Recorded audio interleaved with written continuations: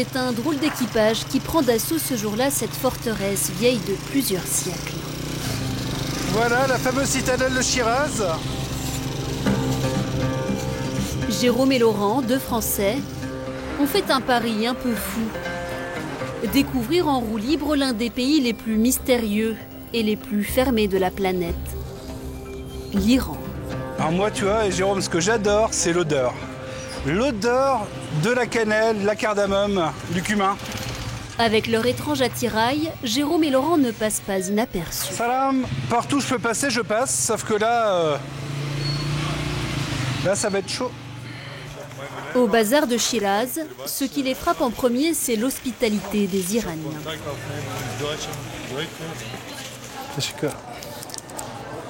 Une ambiance chaleureuse Pistache. qui tranche avec la réputation du pays.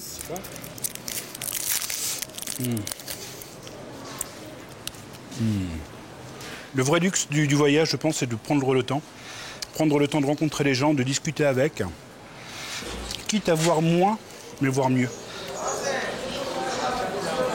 Depuis qu'on est arrivé, les gens vraiment nous souhaitent tous la bienvenue, nous demandent vraiment d'où est-ce qu'on vient. Et ça, c'est vraiment top.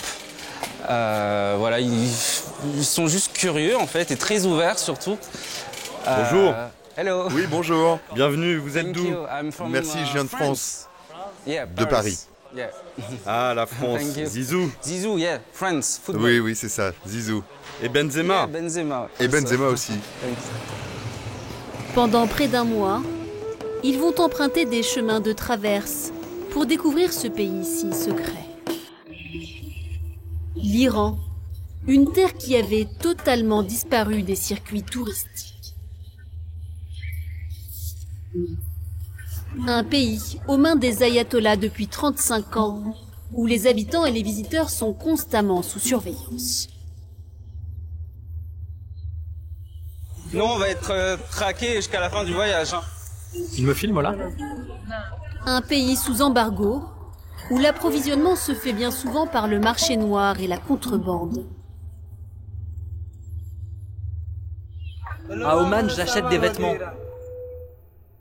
Et ensuite, je les amène en Iran et je les vends là-bas. Un pays qui mise désormais sur le tourisme pour faire rentrer des devises. C'est absolument impressionnant. Attendez, en fait, le souverain, alors là c'est Xerxès, puisqu'on est dans la fête d'Exercès. Nous allons accompagner ces Français amoureux d'histoire ancienne au cours de leur séjour. Mais aussi de jeunes routards partis découvrir l'Iran en sac à dos. Ah, no speak farsi. Francia. Et des tours opérateurs prêts à miser sur cette nouvelle destination. Ça, c'est magnifique. Je les imagine ici comme des nains. Plongés dans une société imprégnée de religion et avide de modernité. Un monde dans lequel la frontière entre le permis et l'interdit n'est jamais clairement tracée.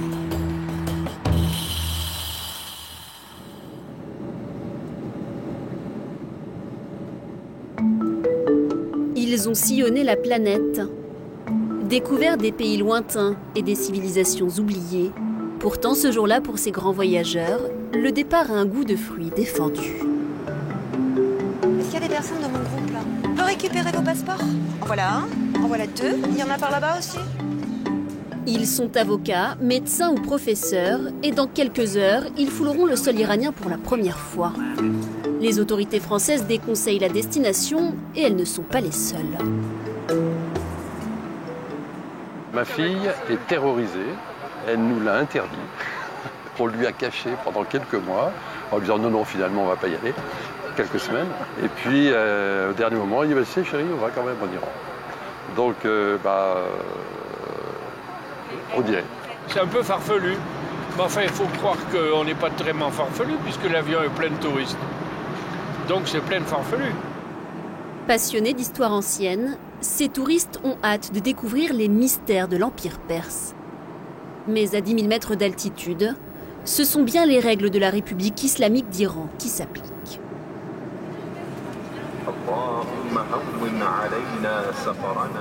Après la prière, dès que l'avion entame sa descente sur Téhéran, Toutes les femmes ont l'obligation de se voiler. Les Iraniennes, mais aussi les Françaises, comme ces deux touristes prévoyantes et philosophes. Voilà, je ne sais pas si c'est comme ça qu'il faut le mettre. Je suis bien équipée, j'ai mes foulards, j'ai mes tuniques qui me cachent ce qu'on doit cacher, c'est-à-dire nos arrières, nos chevilles, nos coudes. On s'adapte simplement aux us et coutumes des pays que l'on a décidé de visiter. Partout sur la planète, il y a des règles à respecter, et il faut les respecter, puis c'est tout. Donc on fait un choix au départ, on l'assume et puis c'est fini. Et pour moi, c'est une évidence. Voilà. Ce foulard, elles ne le quitteront plus pendant 15 jours. Il est obligatoire partout en Iran.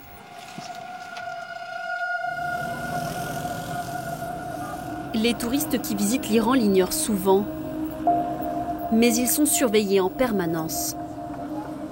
Le lendemain matin, avant de quitter l'hôtel, le groupe va devoir accueillir un nouveau membre. Je te présente. Pas question de partir sans cet Iranien. Venez autour de moi. Viens, mon ami. Kamran est notre guide iranien qui va nous accompagner sur tout ce séjour. Et je suis ravie personnellement de travailler avec Kamran. Officiellement, Kamran est chargé d'aider Laurence, leur guide française. Mais il est aussi payé pour surveiller les faits et gestes des touristes. D'être avec lui. Voilà. Bienvenue en Iran. Ça va être un voyage agréable avec beaucoup de villes. En Iran, les guides comme Kamran rédigent pour les autorités un rapport sur chaque voyage. Cette réalité, Laurence fait mine de l'ignorer. Devant notre caméra, elle préfère trouver des avantages au système. C'est obligatoire et c'est très très bien. Parce que ça permet aussi de faire travailler des gens du pays. Et puis pour moi, c'est d'une aide précieuse parce que d'abord, je ne parle pas le farsi. Et en même temps, tout ce qui est l'aspect technique, il le gère et ça me libère sur beaucoup de choses. D'accord. Est-ce que c'est une façon aussi pour les autorités iraniennes peut-être de garder un œil sur les touristes étrangers? Je n'en sais rien. Je n'en sais strictement rien. Et peut-être, mais ça, j'avoue que je ne sais pas. Les touristes sont donc sous bonne escorte. Et nous aussi. Cette femme aux lunettes noires est notre traductrice. Elle aussi doit écrire un rapport sur nous. À partir de maintenant, elle nous suivra dans tous nos déplacements. L'on appelle les 4 jardins. Voilà où nous en sommes. Sous l'œil attentif de nos chaperons, le voyage peut commencer. Les Français sont venus découvrir les joyaux archéologiques de l'Iran. 700 km de route pendant lesquels les paysages désertiques défilent. Enfin, la récompense, un des sites archéologiques les plus anciens au monde. La cité de Persépolis, fondée au VIe siècle avant Jésus-Christ par le roi Darius et brûlée par Alexandre le Grand, il reste de cette ville ces portes monumentales qui impressionnent les visiteurs. Bénédicte Danser est professeure d'histoire de l'art. Tout cela ? Avec la région, alors, l'animal ailé, là, une sorte de griffon, sur le côté, là, dans l'embrasure de la porte, tu vois, là. Très bien. C'est joli, hein. Cette Française rêvait de découvrir ce site depuis des années. Comme 15 autres en Iran, il est classé patrimoine de l'humanité par l'UNESCO. C'est magnifique. J'en rêve depuis mon enfance. Non, c'est super. C'est vraiment l'apothéose. C'est un empire considérable avec une architecture fantastique et des traces de civilisation très raffinées. Donc c'est vraiment un témoignage de l'histoire de l'humanité qui est vraiment intéressant. Regardez ces grosses pattes. Elles sont extraordinaires. Regardez les petits détails. Vous voyez la boucle d'oreille? Regardez la barbe, la moustache. Avec ses dimensions spectaculaires, l'ancienne cité du roi Darius ébahit les visiteurs. C'est absolument impressionnant. Dans mon imaginaire, je retrouve absolument ce que j'avais en tête avant de venir ici. Est-ce que c'est encore plus beau que ce que vous imaginez? Ah oui, oui. Moi, je ne m'attendais pas du tout à une conservation du site comme il l'est. Moi, je suis d'accord. Ce jour-là, il y a du monde sur le site. En plus des Français, des touristes venus du monde entier. I'm from China, I'm from Beijing. London, England. Italy. Hong Kong. Nous venons de Vincennes. Pourquoi êtes-vous venu en Iran cette année? En fait, c'est elle qui m'a fait venir ici. Pourquoi? Pourquoi? Parce qu'ils ont une histoire extraordinaire. Et parce que c'est désormais possible de venir en Iran. Le président Rouhani a été élu l'an dernier. On a un peu attendu que des négociations se mettent en place, et puis on s'est dit, allez, on y va maintenant. On ne sait pas quelle tournure ces discussions vont prendre. Peut-être que l'Iran va se fermer. Alors on s'est dit qu'il fallait profiter de l'occasion, y aller. Là oui, maintenant, tout de suite. Il y a un an, le site de Persépolis était beaucoup moins fréquenté. Mais depuis juin 2013, un nouveau président, Hassan Rouhani, est à la tête de l'État. Moins conservateur que son prédécesseur, il a facilité l'obtention de visas pour les touristes étrangers. Depuis, leur nombre aurait bondi de 40%. Pour les Français, le périple à travers l'Iran se poursuit. Un marathon culturel qui va leur permettre de découvrir quelques-unes des réalités de la République islamique.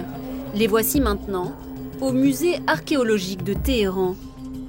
Des vases, des statues, des poteries, de quoi les subjuguer.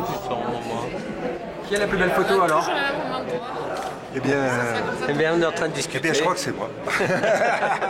La plus belle, c'est celle-ci. C'est fabuleux. Ça nous raconte toute l'histoire de la Perse, tout ce qui s'est passé dans cette région.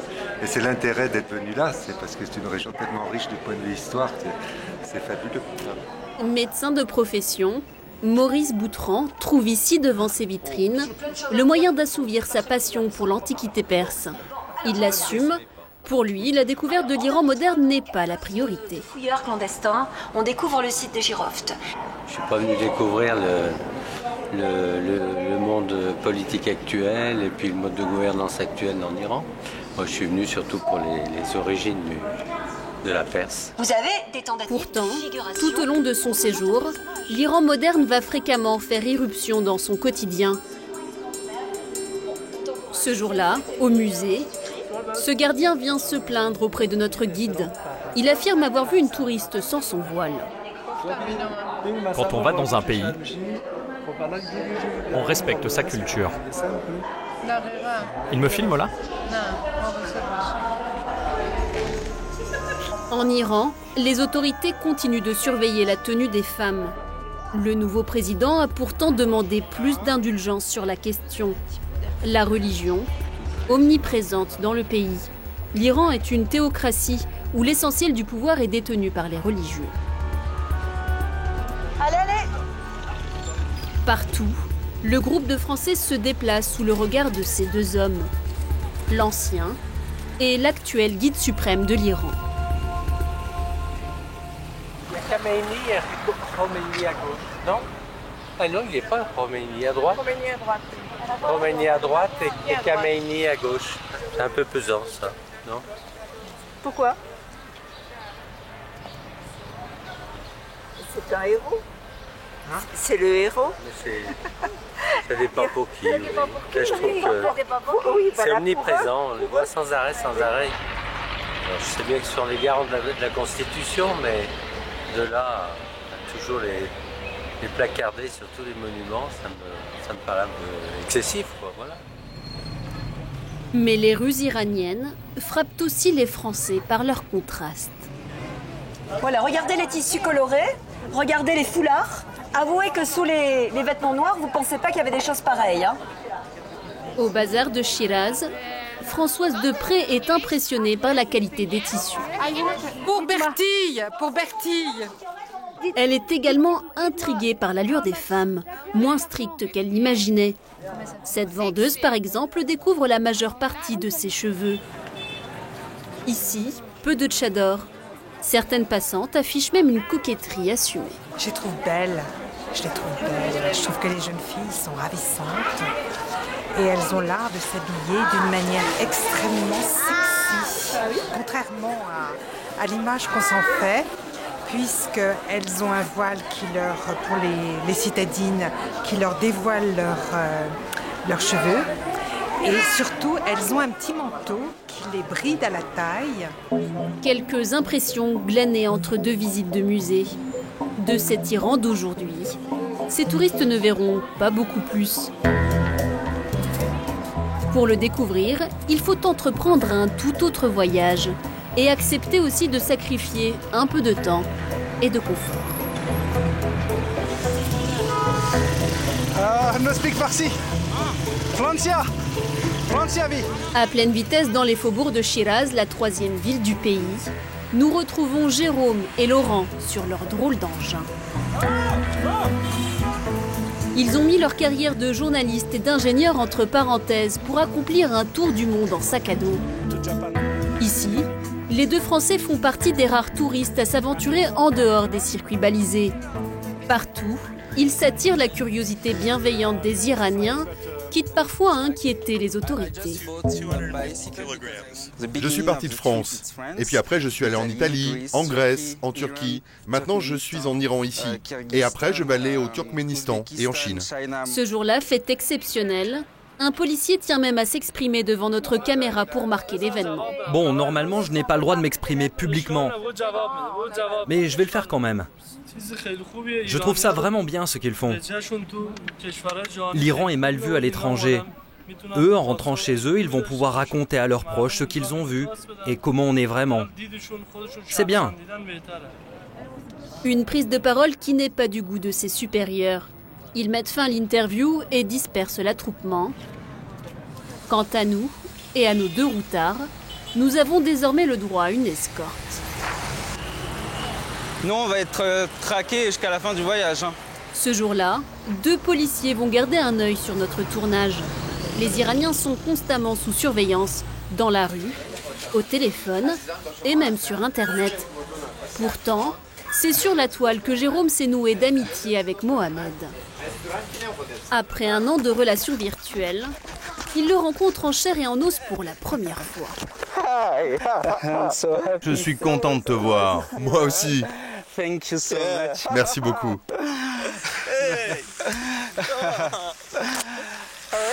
Comment ça va?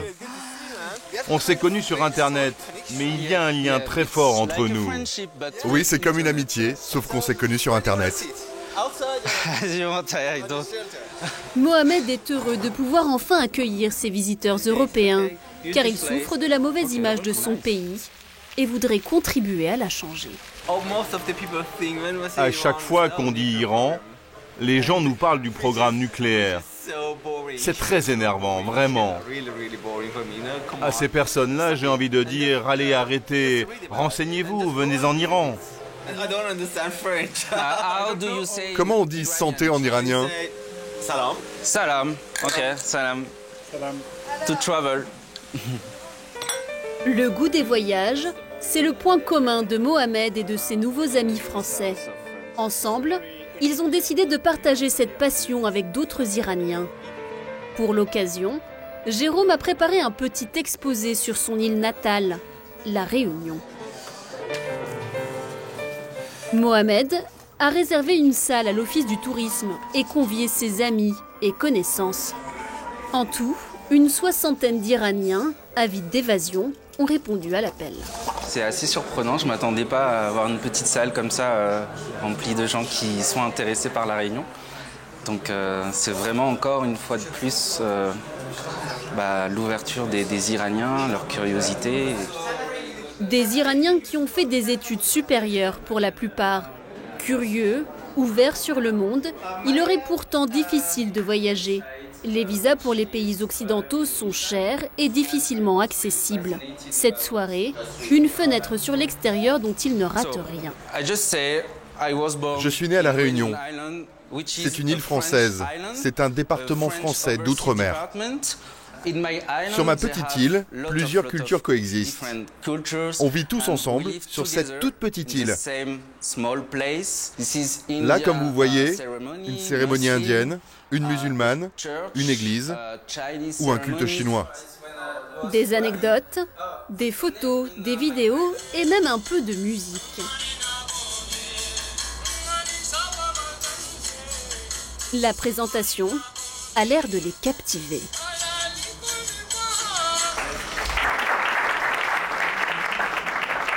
Les questions fusent. Comment peut-on aller à la Réunion depuis l'Iran? Quel genre d'animaux avez-vous à la Réunion? Est-ce qu'il y a des animaux qu'on ne trouve que là-bas? Une question en particulier est sur toutes les lèvres. Depuis combien de temps êtes-vous en Iran? Et que pensez-vous de notre pays? Je suis là depuis peu, mais j'ai l'impression qu'il y a des points communs entre l'Iran et la Réunion. Les gens comme chez moi sont ici très chaleureux. Les gens ici nous offrent le thé, des pâtisseries. Nous sommes très bien accueillis. Et ça me rappelle mon île. Une réponse qui flatte l'auditoire. Certains Iraniens attendent davantage. Ils souhaitent que Jérôme fasse la promotion de l'Iran à son retour en France. J'espère que vous passerez le message chez vous. Dites bien que l'Iran est un très très beau pays et qu'on est fiers d'être iranien. Encore merci. Des Iraniens ravis de voir des Occidentaux s'intéresser à leur pays. Du coup, ils rivalisent d'attention. Pour leur première nuit à Shiraz, pas question que les Français aillent à l'hôtel. Mohamed les emmène chez un couple d'amis. Un privilège réservé à certains étrangers. Voici Jérôme, un très bon ami, et lui c'est Laurent. Ils viennent de France tous les deux. Leur hôte d'un soir, Saleh, habite ce quartier résidentiel de Shiraz avec sa femme Mitra. Il est ingénieur, elle est comptable.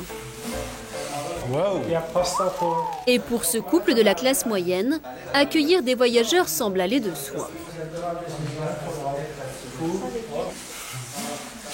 Vous savez, nous deux, on est cyclistes aussi. Du coup, on connaît les problèmes des cyclistes. On sait qu'ils ont besoin d'un lieu pour prendre une douche, se reposer. Ah bon?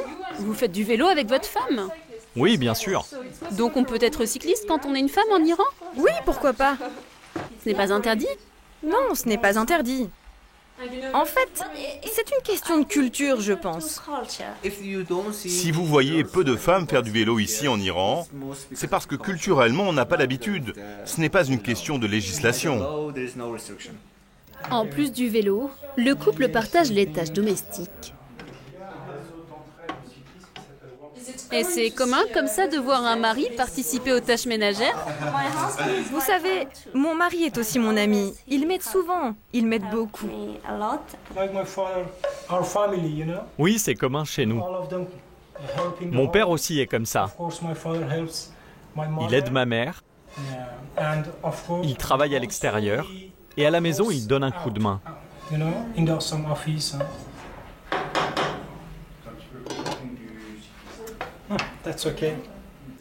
Avec son mari, Mitra accueille donc cette nuit 2 hommes étrangers sous son toit.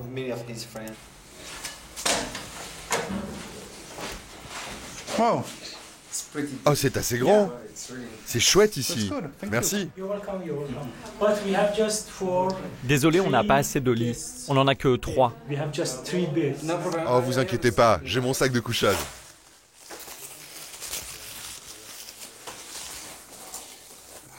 Voilà des oreillers et des couvertures. C'est une tradition musulmane d'accueillir des gens comme ça?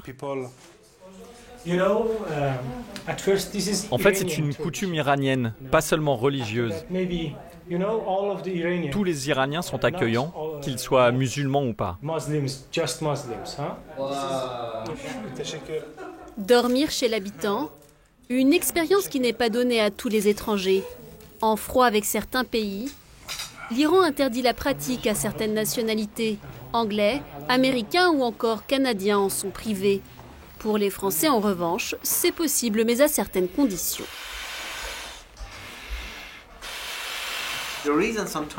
En fait, le gouvernement est un peu réticent parce qu'on dit que certains étrangers ont essayé de soutirer des informations.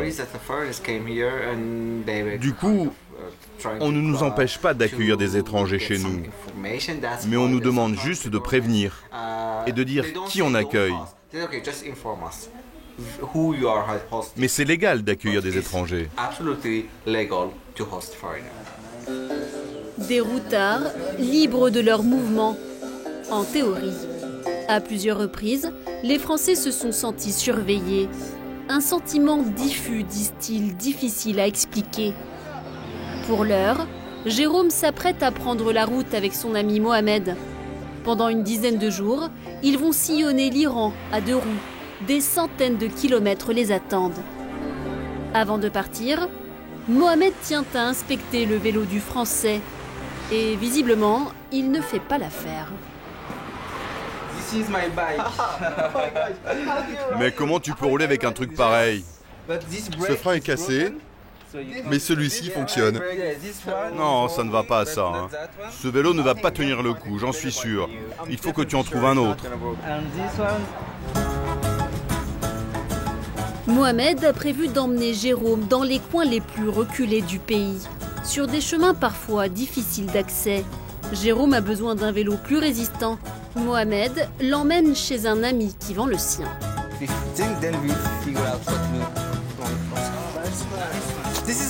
Voici ton nouveau vélo. Essaie-le. Fais-toi plaisir.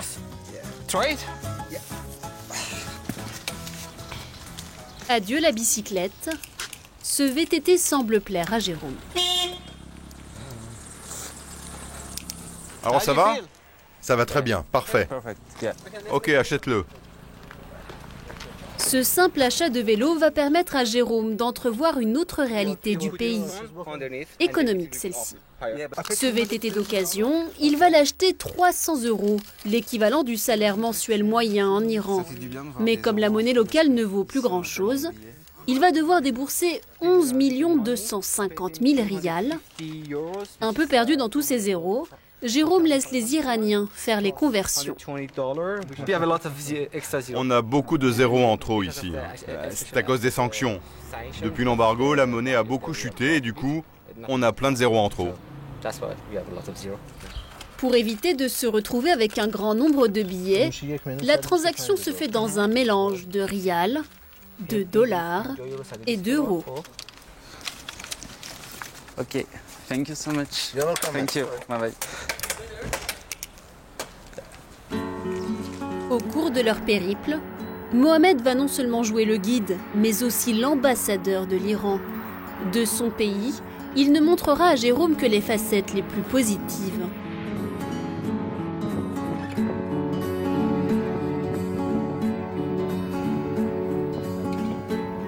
Voici la leçon du jour de Mohamed. Loin de l'image belliqueuse que le monde leur renvoie, les Iraniens seraient sensibles et lettrés. Avec un taux d'alphabétisation qui frôle les 90%, ils aimeraient par-dessus tout la poésie. Mohamed emmène Jérôme visiter un lieu où tous ses compatriotes viennent au moins une fois dans leur vie se recueillir. Le mausolée du poète Hafez à Shiraz. Un homme de lettres mort il y a 7 siècles, célèbre aussi pour sa piété. Gravés sur sa dernière demeure, quelques-uns de ses vers.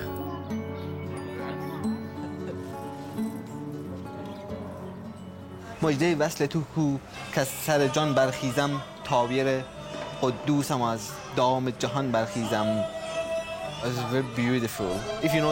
C'est magnifique, hein. J'aurais aimé que tu comprennes le sens de ces vers. C'est beau, je chercherai la traduction et je te la donnerai. Et tu entends cette musique? C'est un des chanteurs les plus fameux d'Iran qui chante. Il a mis en chanson des poèmes d'Hafez.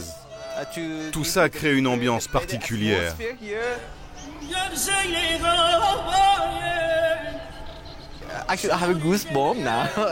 Tu sais, moi j'ai des frissons là en ce moment. C'est tellement relaxant d'être ici. Les Iraniens prêtent à Hafez des dons extraordinaires. Persuadés qu'il peut exaucer leurs vœux, ils sont nombreux à venir se confier sur sa tombe.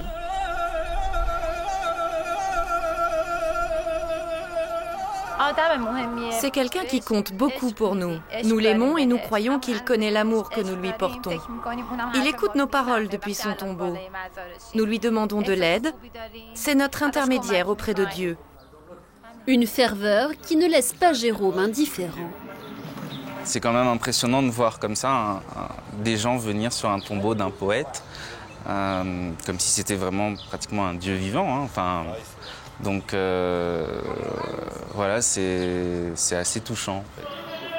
Grâce à Mohamed, Jérôme repart avec la sensation d'avoir vécu un moment unique. Un de ces moments privilégiés que les touristes venus en groupe ne peuvent pas connaître. Cet Iran plus intime, certains voyagistes ont décidé de le faire découvrir à leurs clients français.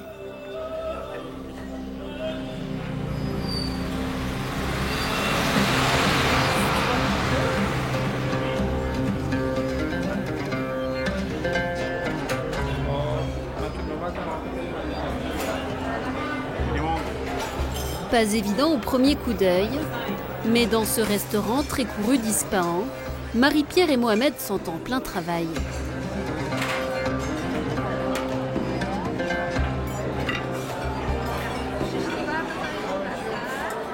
On va commencer par la spécialité locale. Dégustation d'un ragoût de poulet à base de noix et de grenades.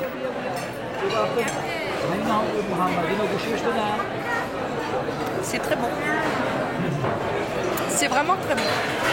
Il y a un petit goût à la fois acide et à la fois sucré qui est assez surprenant, mais c'est vraiment très bon. Marie-Pierre et Mohamed sont à la tête d'une agence de voyage à Paris. Ils sont ici en repérage car ils souhaitent organiser des séjours en Iran. Ils sont à la recherche des meilleurs hôtels et restaurants. Et c'est plutôt bien parti pour celui-ci. Il y en a pour tous les goûts. Et ça, c'est très important. Et vous allez les faire venir, vos clients français, ici? Oui, je pense, oui. Vu l'emplacement aussi de ce restaurant-là, parce qu'il n'est pas très loin des visites, on ne perd pas beaucoup de temps avec le trafic, avec les embouteillages. Et dans ce cas, ils peuvent terminer la matinée, venir déjeuner ici et retourner encore une fois sur le site, sur la place principale pour la visite. C'est très bien. Ça, c'est quoi? C'est la bière sans alcool au goût de citron. Cette bonne adresse, les deux Français la doivent à cette jeune femme. Amidé Moussavi, c'est leur guide. Elle est francophone.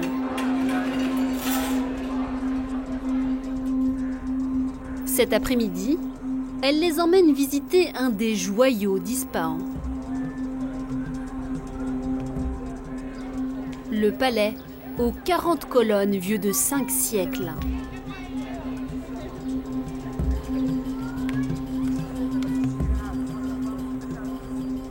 Oh là! Ça c'est vraiment... c'est beau.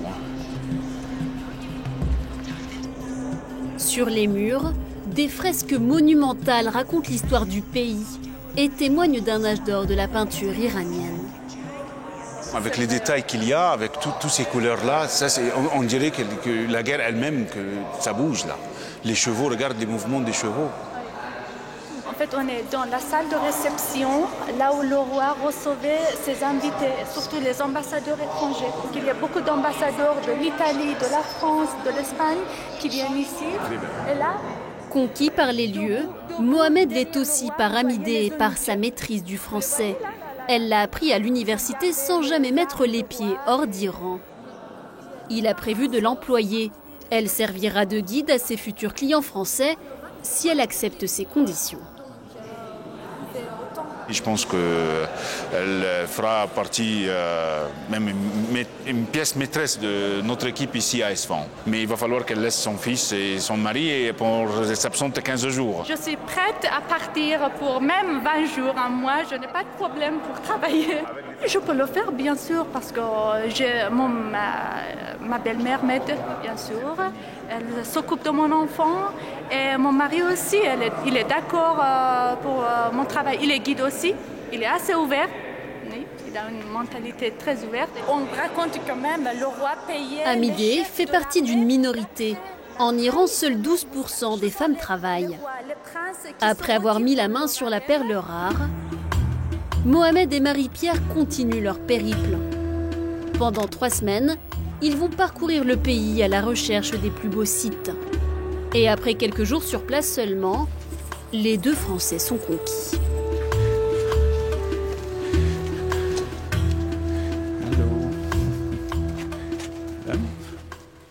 Les rues sont propres, Et on ne voit pas quelqu'un qui jette un paquet de cigarettes vide ou écrase un mégot dans la rue.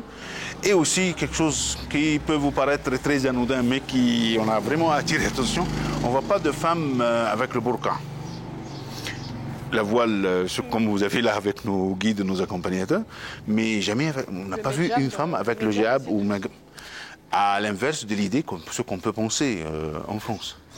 Leur voyage n'en est qu'à son début. Mais Marie-Pierre et Mohamed ont une conviction. L'Iran pourrait devenir une destination touristique de premier ordre. Seul bémol et de taille, les autorités françaises continuent de déconseiller la destination aux touristes. Une position qu'ils ne comprennent pas. C'est vraiment très chaud.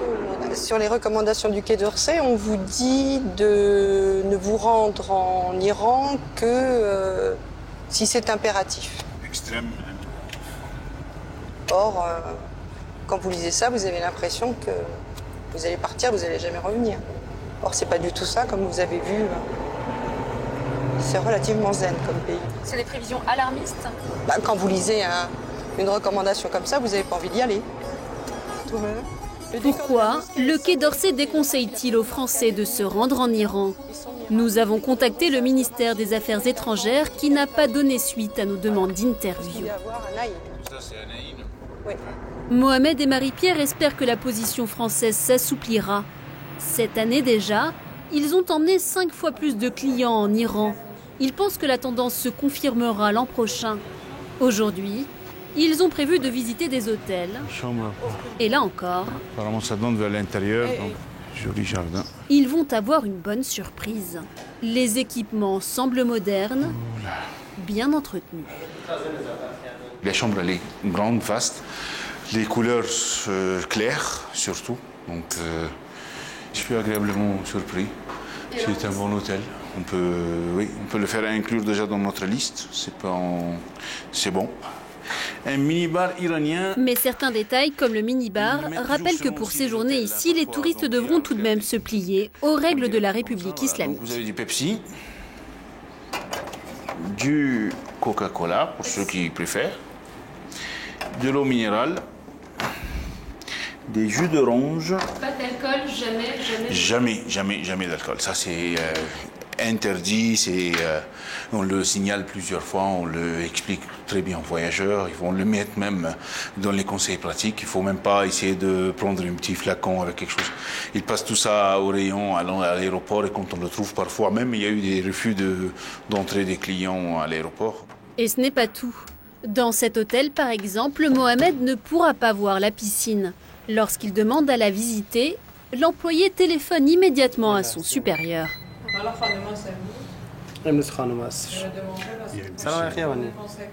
Ils veulent voir la piscine. Qu'est-ce que je leur dis? Non, c'est pas possible. La piscine est réservée aux femmes aujourd'hui. En Iran, aucune piscine n'est mixte. Pour éviter les déconvenus, Mohamed n'en mentionnera même pas l'existence à ses clients. C'est vraiment pas un critère pour nous très important, la piscine. Surtout que ça va diviser les hommes et les femmes, donc on ne va pas s'en sortir. On a déjà assez de choses comme ça à faire dans les villes. On n'a pas besoin vraiment de compliquer les choses un peu plus avec gérer le passage à la piscine. Même sans piscine, le voyagiste français va découvrir qu'une nuit dans cet hôtel plutôt standard coûte environ 75 €, un prix élevé pour l'Iran. Avec le boom du tourisme, les hôteliers ont tendance à augmenter leurs tarifs. Et Mohamed devra s'y prendre à l'avance s'il souhaite faire séjourner ses clients ici. Vous avez combien de chambres de libre ce soir?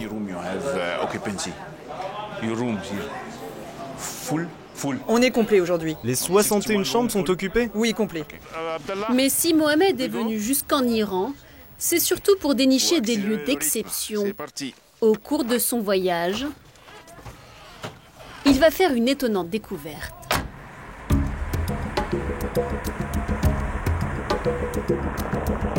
Ce jour-là, avec Marie-Pierre, il a rendez-vous en plein désert.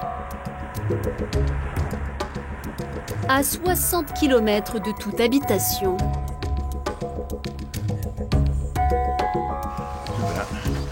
Bien gardé. Cette bâtisse est un ancien caravansérail. Des fortifications qui accueillaient le temps d'une nuit les commerçants de la route de la soie. Salam. Oh, regarde ça. Là. Ça, c'est magnifique. Ah, ah, ok. On va voir ça. On a 10 chambres ici. 10 rooms. Ah oui, 10 chambres seulement. C'est propre, ça c'est sûr. C'est particulièrement propre et je trouve que la restauration est parfaite. Alors, vous n'avez même pas commencé à voir les chambres, vous êtes déjà conquis. On ne peut pas être autre chose que conquis quand on voit ça. C'est une merveille. Et quand même, on est en plein désert, à 60 km de la ville. Avoir aussi les moyens d'avoir ça ici comme ça, de le faire comme ça, c'est vrai que...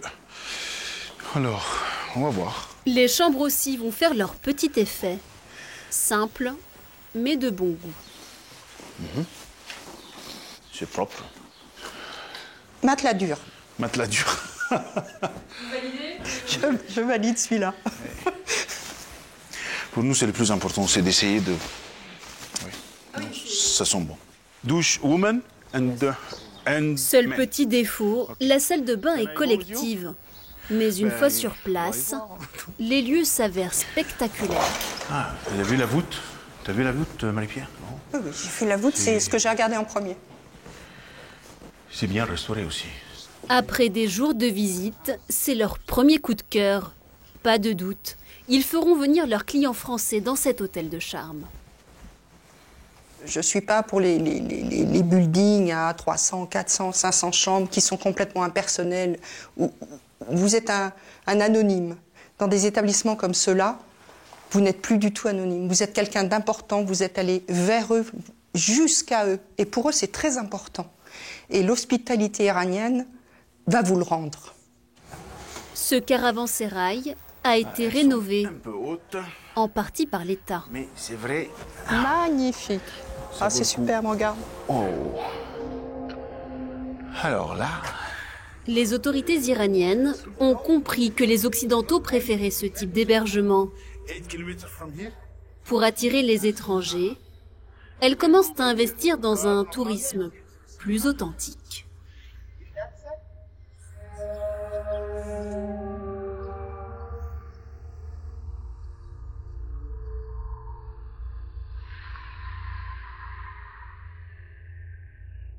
Farzad Zareh travaille à l'Office du tourisme de Shiraz. Il nous emmène découvrir l'un des nouveaux projets hôteliers, un village entier qui hébergera bientôt des touristes dans un habitat traditionnel. On s'intéresse de près à ce village parce qu'il se situe dans la région de Shiraz. Et autour de Shiraz, on trouve à peu près le tiers des plus grands sites antiques iraniens. C'est une zone très importante pour nous. Pendant le trajet, une voiture nous suit. Une autre nous précède. En tout, pas moins de 5 personnes des services de sécurité iraniens nous accompagnent. Tout au long de la visite, elles seront à nos côtés. Dans ce village traditionnel de 800 habitants, il ne reste guère que les anciens. Salam.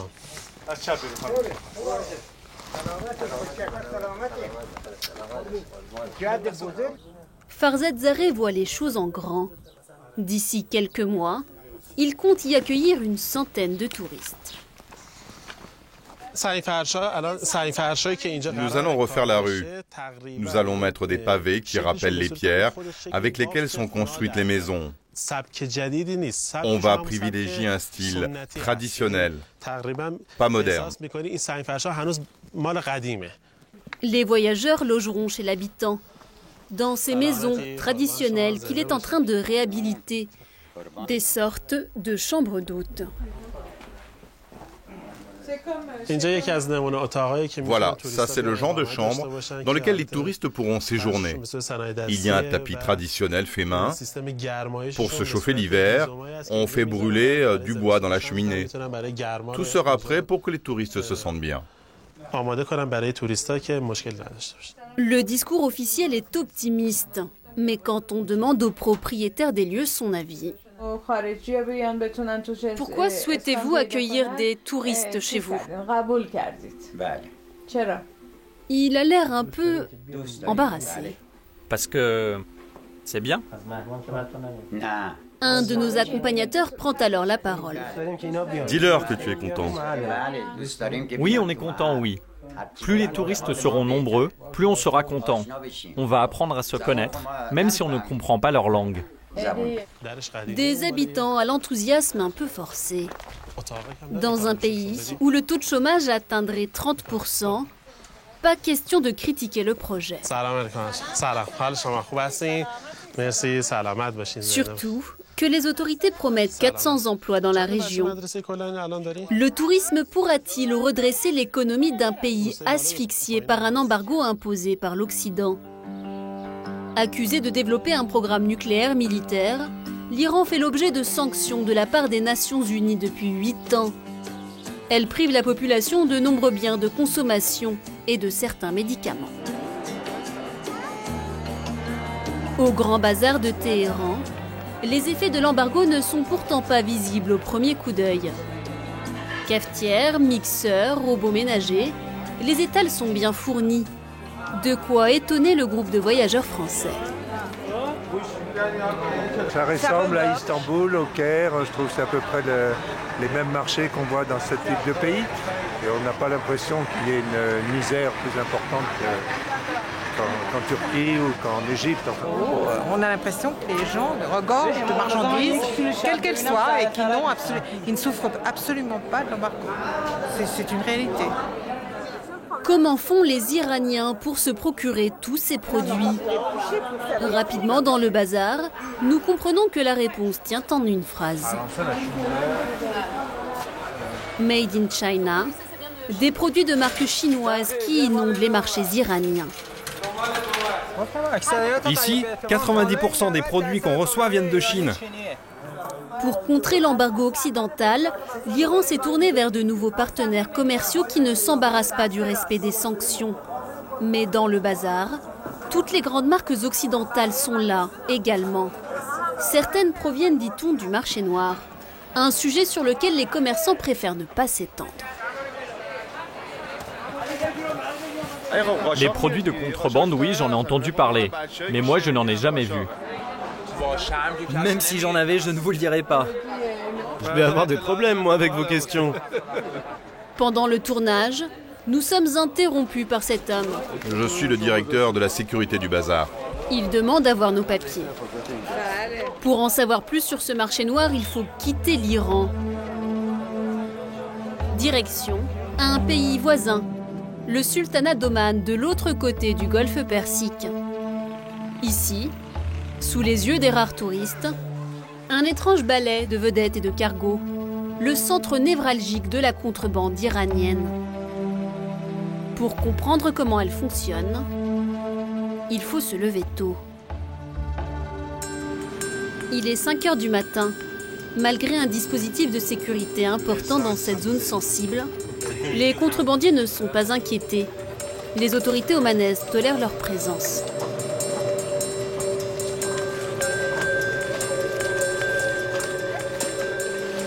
Suleyman, un ancien de la marine omanaise, va nous servir de guide.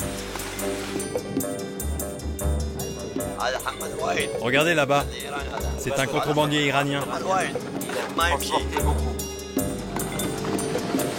Des années que ce manège dure, il a fini par s'y habituer. Il y a un moment où la présence des Iraniens posait vraiment problème. Ils n'hésitaient pas à jeter les pêcheurs omanais par-dessus bord pour leur voler leurs embarcations. On s'est plaint aux autorités et depuis ça va mieux. Maintenant les Iraniens viennent faire leur business et repartent. Les premières embarcations iraniennes arrivent au port pour se ravitailler. Avec notre téléphone portable, nous filmons discrètement. Les contrebandiers déchargent d'abord leur troupeau de moutons. Avec l'argent de la vente, ils achètent ensuite à Oman les marchandises dont ils ont besoin.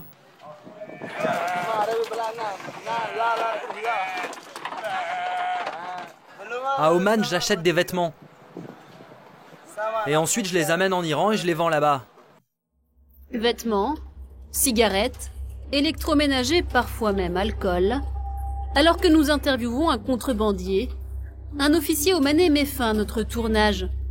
Il efface une partie de nos images et nous oblige à quitter les lieux. Apparemment, le sultanat d'Oman ne souhaite pas faire de publicité autour de ce trafic sur lequel il ferme les yeux.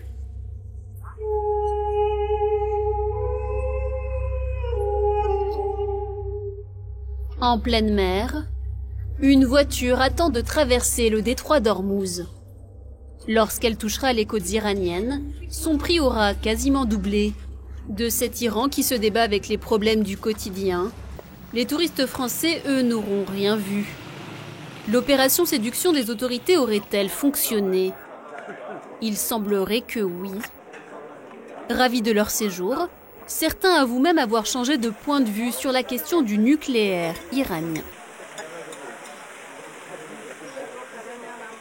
C'est quand même un pays d'une grande civilisation, les gens sont très éduqués, donc on peut se dire qu'ils peuvent maîtriser l'énergie nucléaire comme nous finalement. Donc là j'avoue que j'évolue un peu sur le côté capacité de l'Iran à faire une utilisation dissuasive de l'arme nucléaire. Durant leur séjour, un Iranien a été pendu publiquement à Téhéran, un sort qu'ils sont des centaines à subir chaque année. Avec la Chine, l'Iran est le pays qui exécute le plus. Très encadré, les Français n'ont apparemment rien su de tout cela. D'abord, on n'en a pas la preuve, nous, tous les jours. La population qu'on voit a l'air tout à fait sereine. On n'a pas l'impression que les gens soient traqués, soient terrorisés. Donc, a priori, ce qu'on en voit est tout à fait acceptable. Je suis contre la peine de mort. Ça ne m'empêche pas d'aller aux États-Unis, par exemple. Donc voilà, après ici, on n'est pas obligé. Venir ici, ça ne veut pas dire qu'on est favorable à cela. De l'Iran, ils repartiront avec une image un peu idéalisée. Charmés, ces Français savent déjà qu'ils conseilleront à leurs proches de visiter à leur tour le pays. Marie-Pierre et Mohamed, eux, sont sur le départ. À Paris, ils se hâteront de proposer de nouveaux séjours en Iran à leurs clients. L'Iran est un pays ouvert, où on ne se sent absolument pas en insécurité. Moi, pas une seule fois jusqu'à maintenant, je me suis sentie soit en insécurité ou j'ai reçu un regard mauvais ou quoi que ce soit. Pas une seule fois. Parti à la découverte des nomades du sud du pays, Jérôme aussi est allé d'émerveillement en émerveillement.